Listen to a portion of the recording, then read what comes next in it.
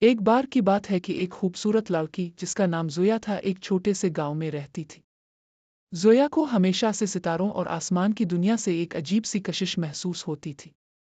وہ رات کو آسمان کو تکتے ہوئے خواب دیکھتی تھی کہ شاید کہیں کوئی خفیہ راستہ ہو جس سے وہ ستاروں تک جا سکے۔ ایک رات جب پورا گاؤں گہری نیند میں تھا، زویا نے آسمان پر ایک چمکتا ہوا ستارہ دیکھا جو باقی ستاروں سے کچھ الگ سا لگ رہا تھا۔ ایسا لگتا تھا جیسے وہ اسے اپنی طرف بلا رہا ہو۔ زویا کا دل اس طرف کھنچنے لگا اور اسے محسوس ہوا کہ آج اس کا خواب سچ ہونے والا ہے۔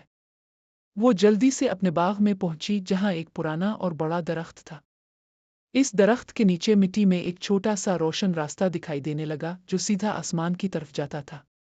زویا نے کچھ دیر حیرت سے اسے دیکھا، لیکن اس کا تجسس اس کے خوف پر غالب آ گیا۔ وہ اس روشن راستے پر چل پڑی اور دیکھتے ہی دیکھتے آسمان کی طرف جانے لگی۔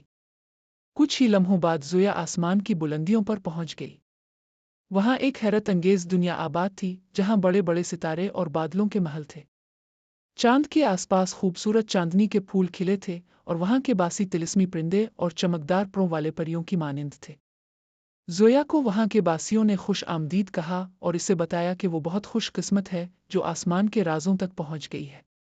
وہاں کی ملکہ نے زویا کو ایک طلسمی کتاب دی جس میں آسمان کے تمام خفیہ راز اور جادوئی قوتیں درج تھیں۔ زویا نے جب آسمان کی جادوئی دنیا کو دیکھا تو وہ حیرت میں ڈوب گئی۔ اسے ہر طرف روشنیوں سے بھرے بادل، چمکدار ستارے اور مختلف عجیب و غریب مخلوقات نظر آئے۔ تم بہت خوش نصیب ہو کہ یہاں تک پہنچ گئی ہو۔ یہ دنیا ہر کسی کے لیے نہیں ہے۔ تم میں تجسس اور ہمت ہے جو بہت کم لوگوں میں ہوتا ہے۔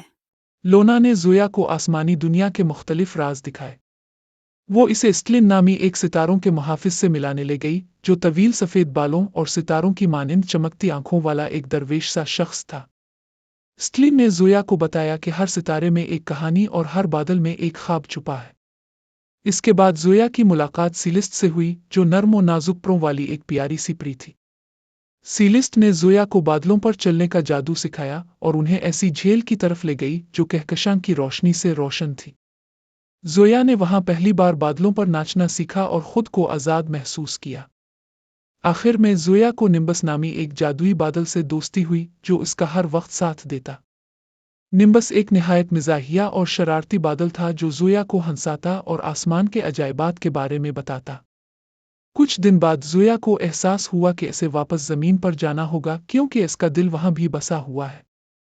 اس نے لونا، اسٹلن، سیلسٹ اور نمبس سے الوداع کہا۔ لونا نے اسے ایک جادوئی ستارہ تحفے میں دیا جو ہمیشہ زویا کو آسمان کی دنیا کی یاد دلاتا رہے گا۔ جب زویا زمین پر واپس آئی تو اس کے دل میں ایک سکون اور اطمینان تھا۔